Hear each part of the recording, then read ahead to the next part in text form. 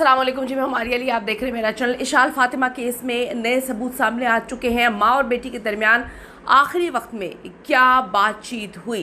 4 लड़के 2 लड़कियां, फ्लैट में 4 दिन और 3 रातें, आखिर वहाँ पर क्या कुछ होता रहा। किसी को इल्म नहीं था कि माइनर टीन एजर्स वहाँ पर मौजूद है। इशाल फातिमा की फैमिली से बाहर शादी पर एतराज़। पुलिस से वालिदैन की बात का यकीन आखिर क्यों नहीं किया। पुलिस को क्या कोई और डिक्टेशन दे रहा है। यह मामला इतना बड़ा है कि पेरेंट्स सब कुछ छुपा रहे हैं और पुलिस कोऑपरेट करने के लिए तैयार नहीं। क्या चीज़ें आज की वीडियो में जो है इसका पोस्टमार्टम करेंगे। रिक्वेस्ट है आप चैनल को सब्सक्राइब करें, हमें आपकी सपोर्ट की बड़ी ज़रूरत है और आपने इस वीडियो को आखिर तक मुलाहिज़ा ज़रूर फरमाना है। मेरी बेटी के चेहरे और जिस्म पर बहुत ज़्यादा तशद्दुद थे, हर जगह तशद्दुद के निशानात थे। वालदा की जो आंखों देखा हाल है, उसने इब्तदाई पोस्टमार्टम का जनाजा निकाल के रख दिया है। वो कहती हैं कि इतने ज़ख़म थे, इतने चोटों के निशान थे, इतना तशद्दुद किया गया था मेरी बेटी के जिस्म पर। इसमें से तो कुछ भी पोस्टमार्टम रिपोर्ट में नहीं आया।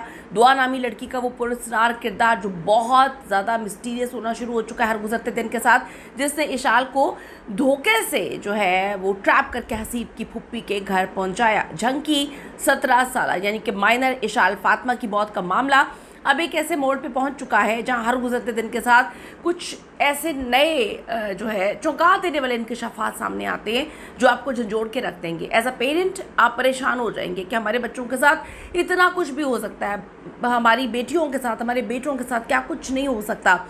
अब एक ऐसे मोड़ पे पहुंच चुका है सारा मामला जहां पुलिस की जो मनगढ़ंत कहानियां हैं और माफिया का गठजोड़ है वो भी बेनकाब होना शुरू हो गया। लेकिन सवाल यहाँ पर यह है कि माफिया तक हमारे बच्चे कैसे पहुँचते हैं। वो घरों में आके तो नहीं लेके जाते, हमारे बच्चों को ट्रैप किया जाता है। अब किन बच्चों को ट्रैप किया जाता है ये एक अलग स्टोरी है। हमें सबसे पहले मैं ये बात बोलूँगी, इशाल को तो वापस नहीं लेकर आ सकते, ब्लेम गेम्स तो साइड पे रखने चलती रहेंगी। हमें अपने बच्चों के साथ इतनी दोस्ती करनी है कि हमारे बच्चे जो है किसी भी ऐसे इंसान के हाथ ना लगे जो बड़े इजीली हमारे बच्चों को ट्रैप कर ले। हमारे बच्चों को असाबी दिमागी तौर पर इतना मजबूत होना है कि हमारे बच्चे इस तरह के गिरोह के हाथों जो है, जो गिरोह होता है ये इस तरह के गैंग्स के हाथों ट्रैप ना हो सके।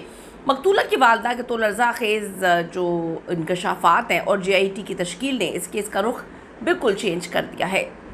ये बात अब सामने आ चुकी है कि 2 हफ्ते कबल भी इशाल फातिमा जो है वो कई रोज़ तक अपने घर से गायब रही और फिर वो घर वापस आ गई। यानी कि जो अभी ट्रैक रिकॉर्ड समझ आ रहा है वो तो हिस्ट्री रही है कि वो बहुत अरसे तक गायब हो जाती थी फिर वापस आ जाती थी। इस पर कोई जो है स्टेटमेंट पेरेंट्स की जानिब से नहीं आई। लेकिन क्या ये इसी ग्रुप के साथ गई थी या वो कोई और माफिया था, अब ये बहुत इंपॉर्टेंट चीज़ है। उनकी वालदा बताती हैं कि जब वो अस्पताल पहुंची तो उनकी बेटी इंतहाई नाजुक हालत में थी। वो बेहोशी और शदीद नकाहत की वजह से आंखों को खोल नहीं पा रही थी।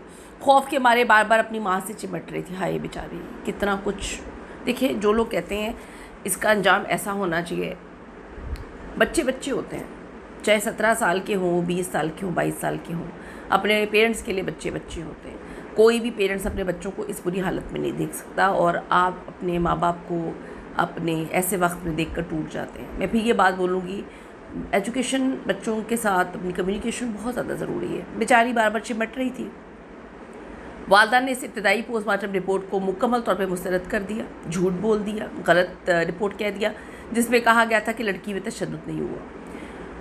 वो कहते हैं जी जो इब्तदाई पोस्टमार्टम रिपोर्ट है कि तशद्दुद नहीं हुआ और माँ कहती है कि तशद्दुद हुआ है। माँ का कहना है कि आखिरी गुस्ल देते वक्त उन्होंने खुद अपनी आंखों से इशाल के चेहरे और इशाल के पूरे जिस्म पर शदीद तशद्दुद देखा। ज़दोकोब के वाज़ेह निशानात मौजूद थे। तो फिर पुलिस ने किस तरह से इब्तदाई पोस्टमार्टम रिपोर्ट जो है वो मुरतब कर दी, बना दी कि उसमें तशद्दुद का कोई असर नहीं है, एक निशान नहीं है जिस्म पर। इशाल छठी जमात से शुगर यानी डायबिटिक थी और उसे बाकायदगी से इंसुलिन की ज़रूरत रहती थी। 4 दिन तक जब उसे हब्से बेजा में रखा गया और उसकी हालत बिगड़ी तो मुलज़िमान ने उसे हस्पताल ले जाने या इंसुलिन देने की बजाय ख़ुद से एक लोकल ड्रिप लगा दी। इस गैर पेशावराना ड्रिप की वजह से उसकी हालत सुधरने की बजाय मज़ीद गैर हो गई। ये माँ का मौक़िफ़, पेरेंट्स का मौक़िफ़ है। जब मासूम बेटी की मैयत हस्पताल में पड़ी थी तब पुलिस अफसर ने गमज़दा वालिद को गाड़ी में बिठा के एक ख़ुद से बनाई गई स्टोरी मनगढ़ंत दरख्वास्त पर ज़बरदस्ती दस्तखत करवाने के लिए दबाव डाला। ये किस तरह का रवैया पुलिस का? ये मतलब ये तो इंतहाई गैर अखलाकी है। अब उनके वालिद कहते हैं, ये क्लेम कर रही हैं, पुलिस ये बयानियाँ बनाने की कोशिश कर रही थी कि लड़की अपनी मर्ज़ी से गई थी और वहाँ किसी नशा आवर गोली के ओवरडोज की वजह से लड़की मरी। इसका मतलब ये है कि पुलिस डे 1 से ही मुल्ज़िमान को बचाने का खेल खेल रही है। इसका मतलब ये है कि जो मुल्ज़िमान जो टुच्चे से हमें नज़र आए हैं बेगैरत 4, इनका कहीं ना कहीं कोई ना कोई बड़ा ताल्लुक़ है। इसीलिए तो पुलिस सारे के सारे मामले को जो है वो चेंज कर रही थी।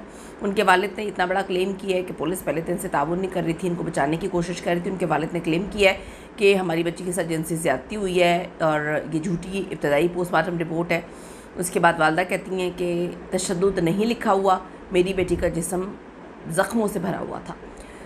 पहले ये सिर्फ एक वाक़ा मुकदमा था, लेकिन अब FIR में ज़ना बिल जबर, मुश्तरका ज़्यादती और कत्ल की दफ़ात 302 की संगीन दफ़ात शामिल की गई हैं। पुलिस का मौक़िफ़ है कि जी ज़ना बिल जबर जो है, इसका मतलब ये नहीं है कि उसके साथ ज़्यादती हुई है।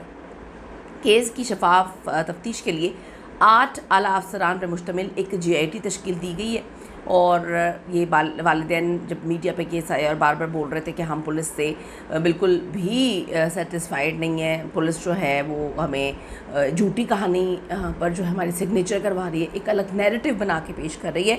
तो अब ये GIT बनाई गई है, जय वकुआ का दौरा करेगी, CCTV फुटेजेस जमा करेगी, दोबारा से डिजिटल पोस्टमार्टम के लिए मेडिकल बोर्ड बनाया जाएगा।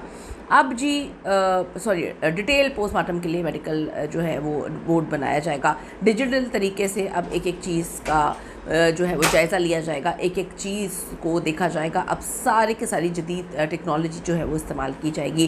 केस के जो 4 मुल्ज़िमान हैं उसमें खलील शामिल है, उमैस शामिल है, हसन हसीब शामिल है। इस वक्त तो हैं तो पुलिस की तहवील में, लेकिन यहाँ दुआ नामी लड़की का किरदार भी सामने आया है जो बड़ा मिस्टीरियस है, बड़ा अजीब सा किरदार है ये।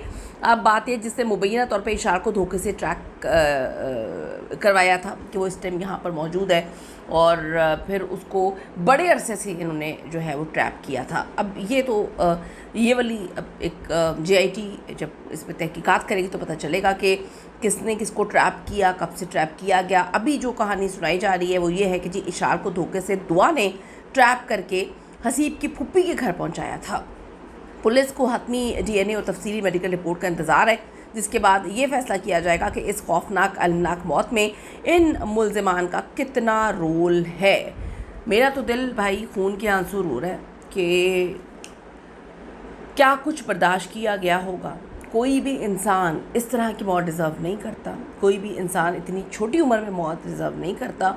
हर एक चीज़ की तह में जाना चाहिए और मुझे समझ नहीं आती कि पुलिस पहले इस केस को दबाने की कोशिश क्यों कर रही थी। पुलिस को नहीं पता कि सोशल मीडिया का दौर है और इसमें हर चीज़ जो है वो मीडिया पे आ जाती है और उसके बाद आप लोग जो है कहीं भी मुंह दिखाने के काबिल नहीं रहेंगे। लेकिन फिर भी बकौल पेरेंट्स के पुलिस ने हर तरह से कोशिश की सारे के सारे मामले को ख़त्म करने की और झूठे नैरेटिव बनाने की।